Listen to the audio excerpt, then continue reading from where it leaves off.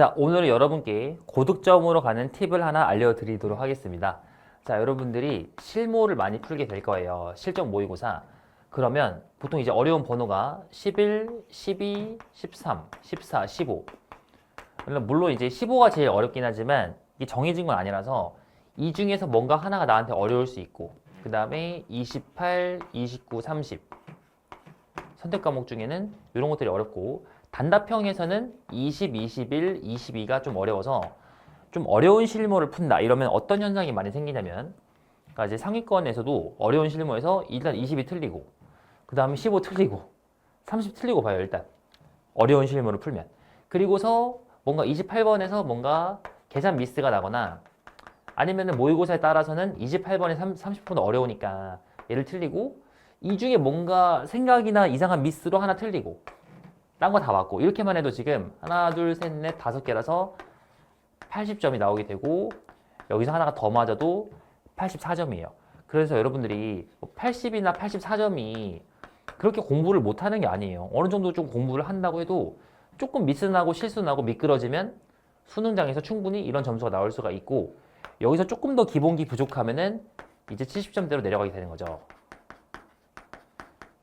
결국 70점대에서 이 80점 초중반까지 이 라인에서 벗어나야 되는데, 그러기 위해서 제가 추천하는 건 딱 하나입니다. 뭐만 하면 되냐면, 진짜 이거면 많은 게 해결되는데, 한 문제를 제가 맨날 시키는 거 30분에서 60분 동안 풀어라.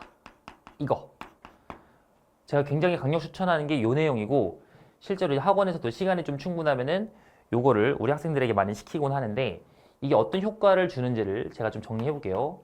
첫 번째는 뭐냐면, 일단은 각인이 잘 됩니다. 각인. 그 여러분들 중에 이 정도 성적되거나 더 미치면은 어려운 문제를 주면은 한 1, 2분 고민하고서 이제 모르겠어 이런 사람 많은데, 여러분께서 한 1, 2분 고민하고 해설을 보는 것보다는 30분에서 60분을 충분히 내가 고민하고 해설을 보면은 아 하면서 이렇게 하는 거였구나 하면서 머릿속에 그게 잘 들어와요. 겨우 이거 했어? 이런 느낌이죠. 그래가지고 각인이 잘 되니까 다음에 더 잘할 수 있겠죠. 자, 이게 첫 번째 얘기고, 두 번째는 뭐냐면, 한 문제를 오래 풀면 좋은 게 그 다양한 시도를 할 수가 있단 말이죠. 다양한 시도. 자, 이게 되게 중요한 얘기인데, 그 실제로 수능 문제를 풀면 예를 들어서 뭐 F가 등장을 하면 F로서 문제를 풀 수도 있는 거고, 아니면 이걸 미분한 다음에 도함수에서 문제를 푸는 게 의도일 수도 있는 거잖아요. 그리고 이제 그래프를 그려서 푸는 게 의도일 수도 있고, 수식을 작성해서 푸는 게 이런 식으로 의도일 수 있는 건데, 즉 한 문제가 있으면 거기에 이제 풀이 방법이 여러 가지가 있는데, 우리가 실전에서는 실전이 아니더라도 여러분도 어떻게 하냐면, 보통 한 길로 가다가 막히면 여기서 하다가 끝 이렇게 간다라는 거죠. 이렇게. 근데 실제로 알고 봤더니, 해설지를 봤더니 다른 길로 갔어야 정답, 이런 상황을 많이 겪어봤을 거예요. 근데 이거를 이 실전에서 한번 가다 막히면 이 돌아가는 게 되게 어려워요. 생각보다 사람이 고집이 있어가지고 어느 길로 가다 막히면 분명히 이 길이 맞는 것 같은데 하다가 다시 원점 찍고 돌아가는 게 쉽지 않다. 그래서 그런 경험들을 내가 하려면 일단 시간이 좀 충분해야 되는데, 이런 식으로 충분한 시간 속에서 하나의 방법을 고집하는 게 아니라 여러 시도를 해보는 거예요. 저도 옛날에 어떻게 공부했냐면, 어려운 문제가 있으면 1. F로 풀어보자 이러고 풀어보고, 2. F'으로 풀어보자, 그 다음에 뭐 3. 그려보자, 이런 식으로 해가면서 처음부터 여러 가지 풀이를 시도하자 이런 마인드를 가지고 시도를 하는 거예요.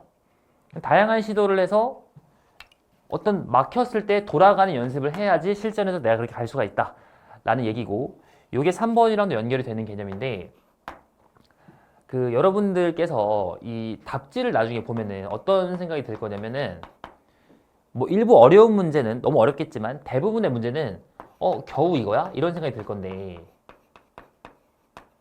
겨우 이거라는 거를 극복을 해야 한다는 거예요. 겨우 이거야. 근데 겨우 이거가 생각이 안 나는 거잖아요. 그래서 이 많은 시도를 통해서 답을 낸 다음에, 이 생각을 거친 다음에 중요한 건 이겁니다. 아, 시간만 있으면 가능하구나. 요런 자신에 대한 확신을 얻으셔야 돼요. 내가 시간만 있으면 풀 수 있는 사람이구나. 시간이 없어서 못 푸는 거구나. 근데 이제 요 점수대거나 이 밑에 점수대면 어떤 일이 생기냐면 그냥 시간을 줘도 못 풀거든요. 근데 내가 다양한 시도를 통해서 답을 내는 연습을 하면 나는 시간만 있으면 풀 수 있는 사람이니까 이 시간 문제구나. 이 생각이 드는 거고 그때부터 자기 실력에 대한 자신감이 좀 생기면 여기서 양치기로 들어가는 겁니다. 양치기. 뭐 그런 거 있잖아요. 수능 100점 맞은 사람들 후기 들어보면은 뭐 1실무를 풀었다 이런 얘기 있잖아요. 하루에 실무 하나를 풀었다. 근데 기본적으로 4점을 풀 수 있는 그 마음가짐, 태도가 안 되어 있는 사람은 이런 양치기를 해봤자 그냥 시간 낭비야, 시간 낭비. 물론 많은 걸 풀면서 실력이 느는 건 맞는데 그거를 좀 좋은 방법으로 풀어야지. 한 문제를 한 1분씩 풀고 막 100분 동안 100문제 이것보다는 이런 시간을 좀 가지라는 거예요, 여러분. 근데 맨날 이렇게 하라는 게 아닙니다, 여러분. 왜냐면은 다른 과목도 해야 되고 이렇게 하려면 기본적으로 인내가 필요하고 근성이 좀 필요하긴 한데 여러분들이 일단은 4점에 대한 자신감을 가져야 되니까 내가 시간만 있으면 가능하구나.